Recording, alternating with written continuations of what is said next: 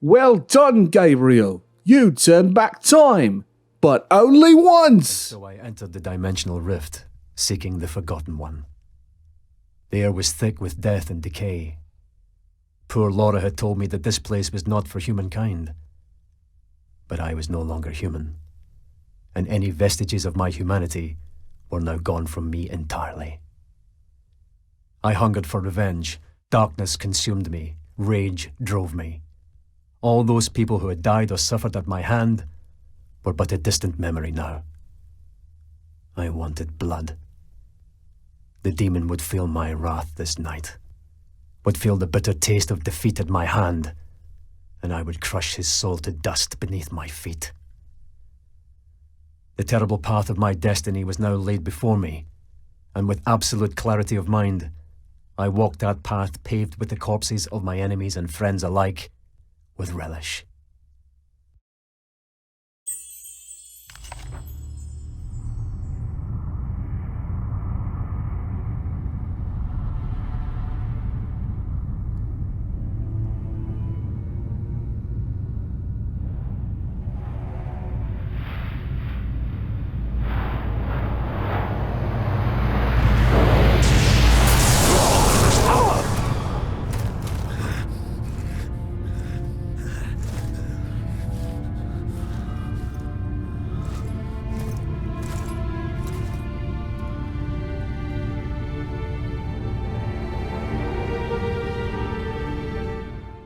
Yeah, now that we're in the Hell Dimension, it goes really heavy on the blacks and oranges. Still, the scale is really impressive on this.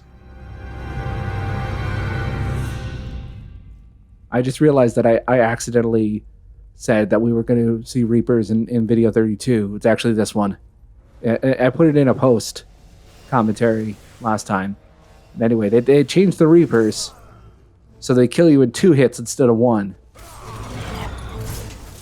Yeah. So clearly not 2 hits total, just... 2 hits, they kill you in 2 hits total. Oh. Whereas before, they kill you in 1 hit. That was apparently enough people complained.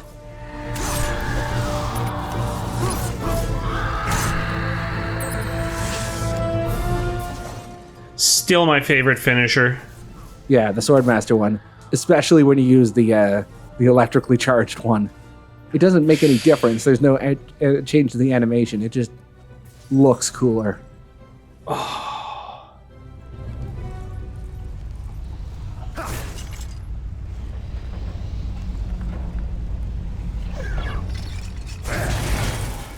You know, I was kind of expecting more feedback from that. Ting!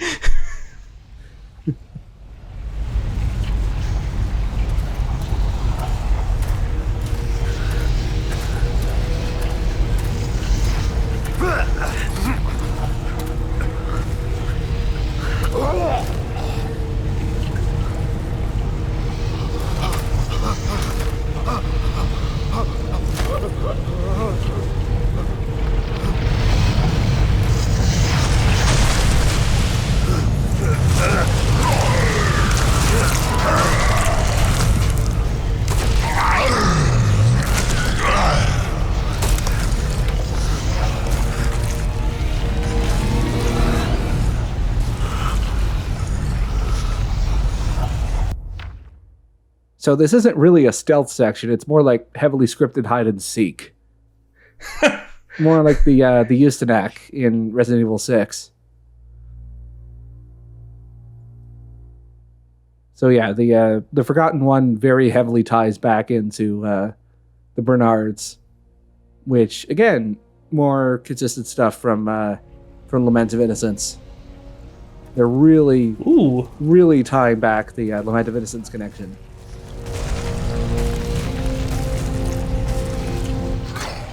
Hey, that's cheating. You can't do the climbing sections like that.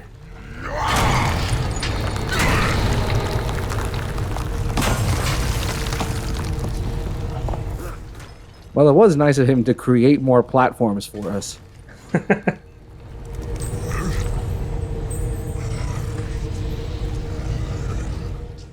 Oh. And to make a little hidey hole.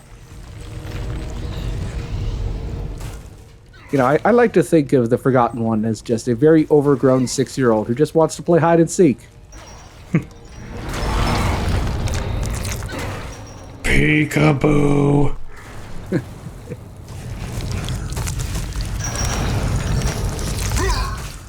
Poor guy, he doesn't know his own strength.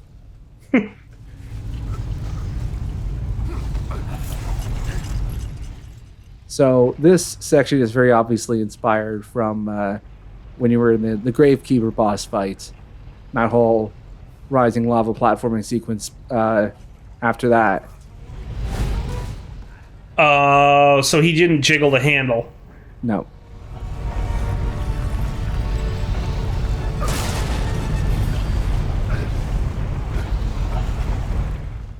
This section can be a little jankier than it looks. I think it took me a couple of tries just because it wasn't playtested as thoroughly as the rest of the main game. But it's still fun when you know what you're doing. And it looks amazing. I'm really going to miss the aesthetic in this game. Yeah, if there's one thing that this DLC episode has over the other one, it's that production value-wise, it's much tighter than the first one.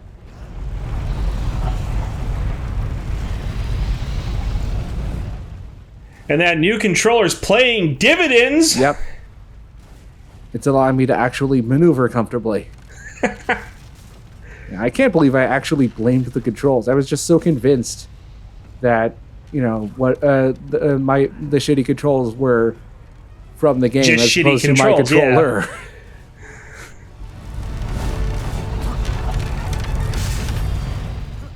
Whoa. Yeah.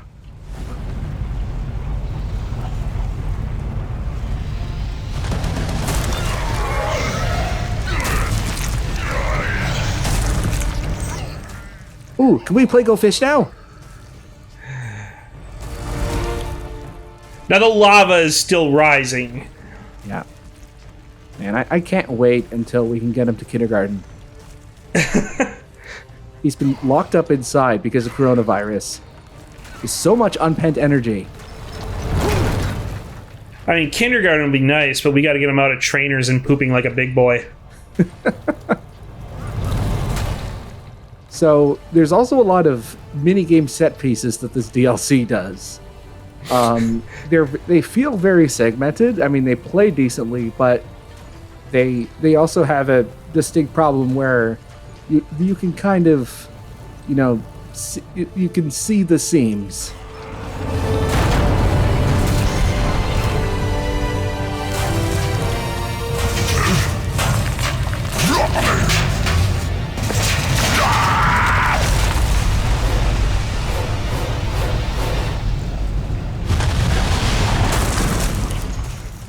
I really wanted him to do a thumbs up when he fell into the lava. I was sorely disappointed.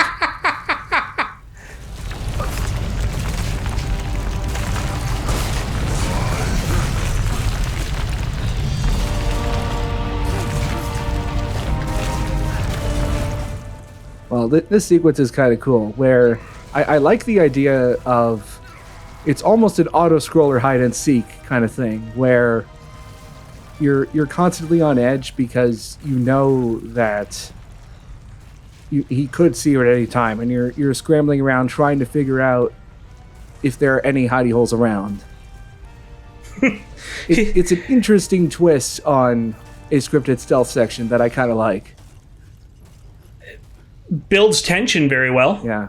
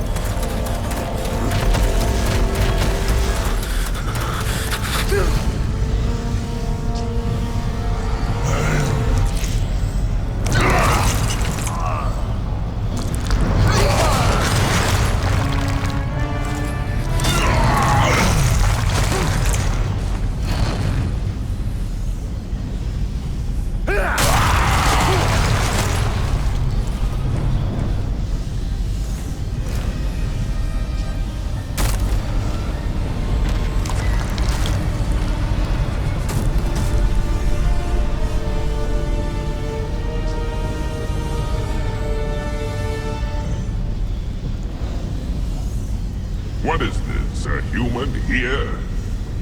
Who are you? Fool! I am your destroyer, demon. You! Pathetic mortal. Nothing can overcome my power. That outfit.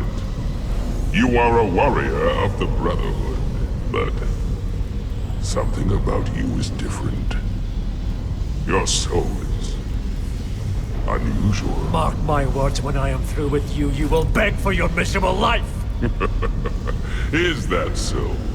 You think you could defeat me now that part of my power is destroying the seal? Hear me, warrior. My power is unlimited.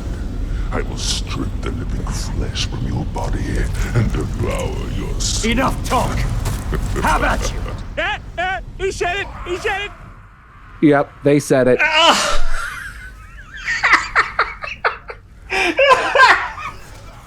So the Forgotten One works pretty similarly to how we did in Lament of Innocence. He has only one weak point, which increases in height the further you fight him. So he'll start out at the knee, and it gets higher and higher on his body the more you fight him. Oh. Sorry, you were in the middle of saying something before I cut you off there. The most important part is they got the line in. Yes, that they was did. worth the $10. They did. And the second most important part is I got the Family Guy reference in. I was going to say that was part of the game, but, I wanted to take the credit for it. So yeah, the Forgotten One is he's a son of a bitch. I don't like him. This first phase is pretty fair, but later on, he gains more attacks and gets faster and hits harder the more you fight him. He doesn't really change that much in terms of his method of attack. He just gets more tools in his arsenal and just gets harder. That dual attack where he just snaps together his swords, that's actually not as tough as it looks. It's actually one of his less threatening attacks if you know how to position yourself better. I would actually say that out of all of his attacks, the one that probably is the most threatening, if you don't have the ability or the correct positioning to sprint, is the death from above one. This is amazing. And then he has this finisher that you specifically have to synchronize block back at him. If you don't get the perfect parry, he regains some of his health, and you have to do part of that again.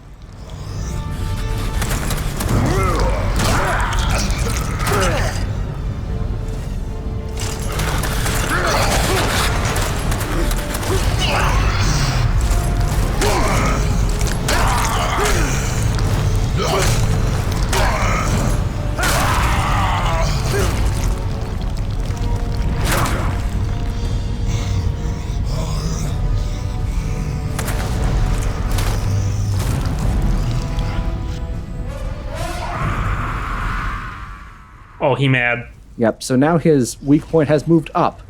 It is now on his chest, and his knee is immune to attack. Yeah, this apparently, I have not played Lament of Innocence, but from what I have read on the Castlevania not on the weekly, on the wiki. Castlevania Weekly is something else. That's a magazine I'm subscribed to. Yeah.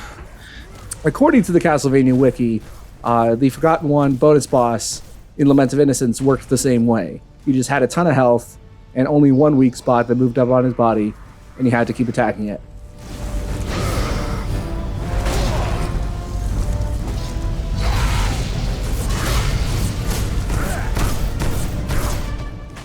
Oh. Yeah, the trial in this chapter is to collect 100 neutral orbs against the Forgotten One in this fight. Thankfully, those are cumulative, not consecutive. I don't even think you can collect 100 consecutive orbs against any enemy in the game. I don't think they spawn that much, but just having enough combo at all Also, now he has a completely different QTE finisher. He never has the same one twice. Future QTEs will not be so accommodating, by the way. If you fail it once, you fail it entirely and you have to start again.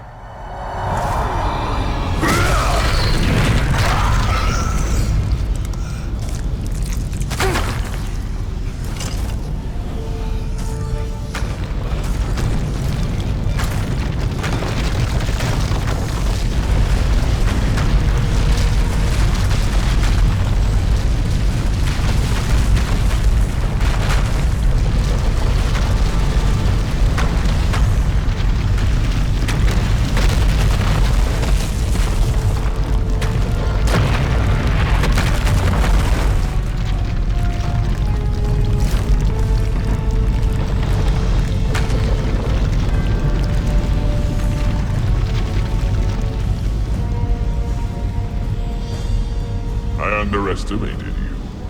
You are a worthy rival.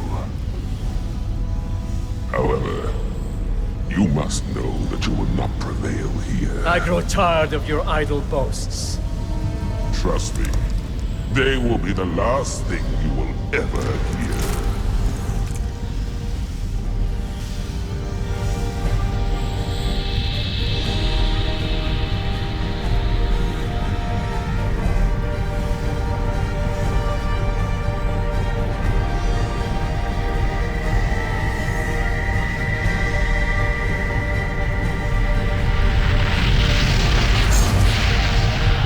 Easier to end yourself now, warrior, by your own hand. You will suffer. That I can promise. You will never find peace in light nor darkness.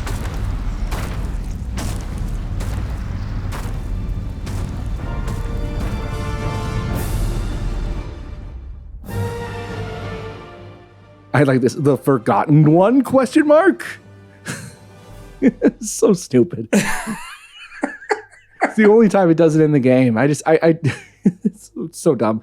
Anyway. So this qualifies as his prison break, I take it. Yeah. Or it's attempted prison break. And if my knowledge of prison break is anything, this means that we're up for about 7 more seasons, most of which do not involve a prison of any kind.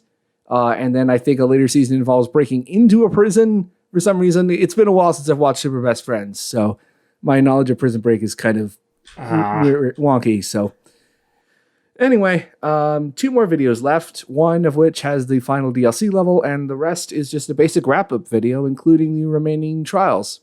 Should be fun. Looking forward to it.